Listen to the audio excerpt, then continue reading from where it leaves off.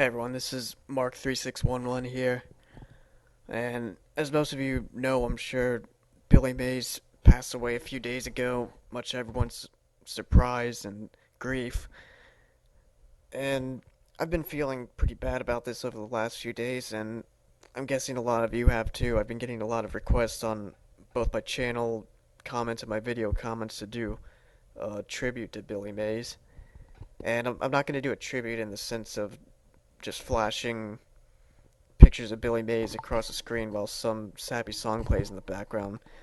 So in lieu of that, I'm just going to talk for a few minutes about why I liked Billy Mays and why I respected him a lot. I think first of all, the first thing that has to be said, he just seemed like a really cool guy, really great guy personally. I mean, he in all of the videos I ever saw about him or of him outside of his actual commercials, whether it be Pitchman or some blooper behind the scenes type thing on YouTube or on the internet. He always looked to me to be a great guy to be around. That one time he almost got his best friend eaten by sharks, but other than that, he was pretty cool. And he was also a Steelers fan from what I gathered, which endears him to me. And above all, you never heard of Billy Mays, doing anything illegal or getting in trouble. He didn't never went out and mangled any hookers or was mangled by any hookers like some of his competitors might be. So yeah, I mean Billy Mays was a good guy. But beyond Billy Mays personally, I think the thing one has to most respect him for was his eminence in his field. Uh, think for a minute, if you will, try to come up with an amount of names of people that you can definitively say were the best ever at what they did. I'll try that, and I'd imagine you won't come up with very many names. You might come up with no names at all. But Billy Mays, I think, was one of those people that could definitely be on that list. He was by far the best television pitchman ever, best television salesman, and probably the best salesman, period, in the history of trade.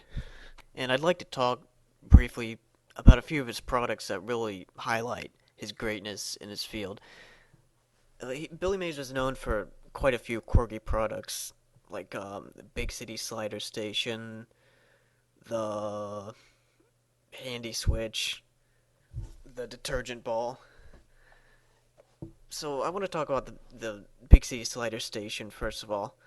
The Big City Slider Station is a product that most people, when they first saw it on TV, when they saw the commercial, they probably first of all were thinking to themselves, what the hell is this thing? And once they realized what it was, they were probably thinking, so what?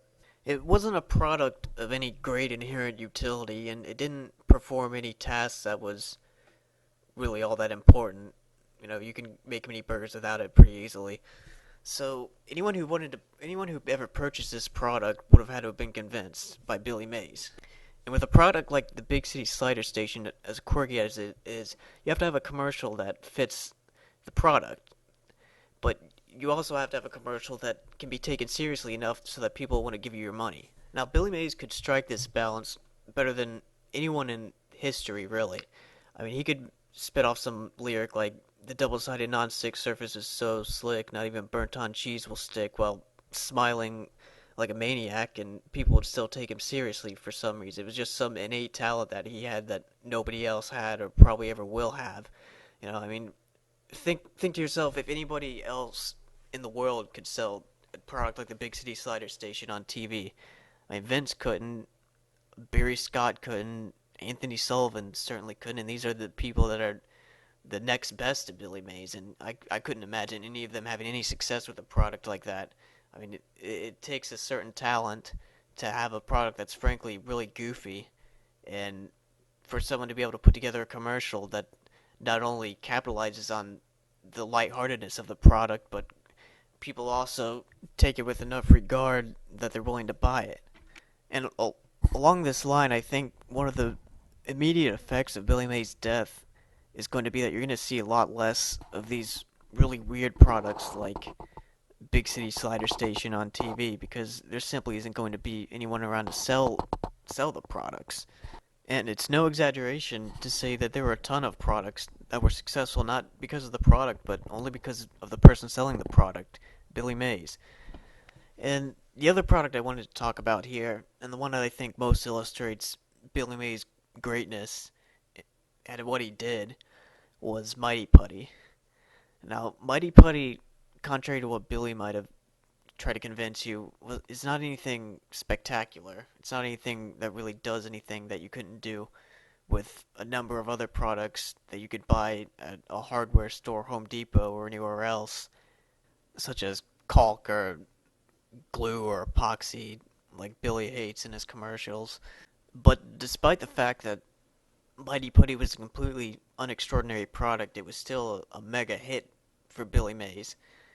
And the reason I think that is because Billy Mays was smart enough not to sell based on the product itself.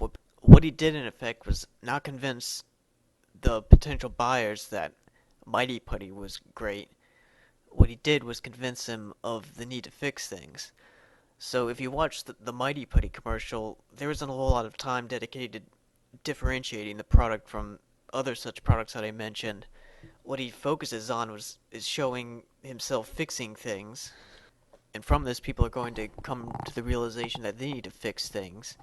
And when they reach that point, they're not going to be thinking to themselves, at least most of them aren't going to be thinking to themselves to go to Home Depot and buy some super glue. They're going to see the Mighty Putty, and that's going to be the thing that's in their mind. They're going to want the Mighty Putty because they see Billy Mays fixing something with it right there. And that's probably the hardest pitch Billy Mays has ever made, is convincing people to actually get up and fix something, because most people are lazy and they don't want to fix anything. They're fine with things being broken just so long as it doesn't inconvenience them at all or force them to exert any energy. But Billy Mays managed to convince millions of people to go fix stuff. So, I mean, that's pretty impressive in itself. And for a few seconds here at the end, I'd just like to address the state of my YouTube channel. Like I mentioned in the post I have up there right now, the videos I make of Billy Mays were never intended to insult him to begin with, so those are going to remain up. And I've also heard a lot of questions over the last few days about whether or not I'm going to continue to make Billy Mays videos. And the answer to that is yes and no. Currently, I don't have any in the works immediately, but that's not because Billy died. That's because I've just been working on different projects, different videos for the time being, which may or may not involve Billy Mays. I'm honestly not sure yet. But I'm going to leave the videos that are up there now.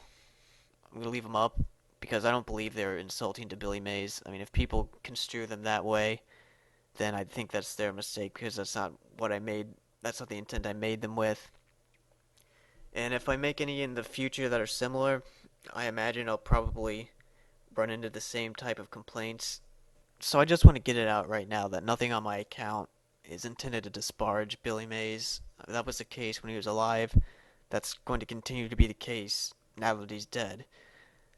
I think Billy Mays is someone who should be remembered, and if my videos help anyone remember him into the future, then I'll be happy with them.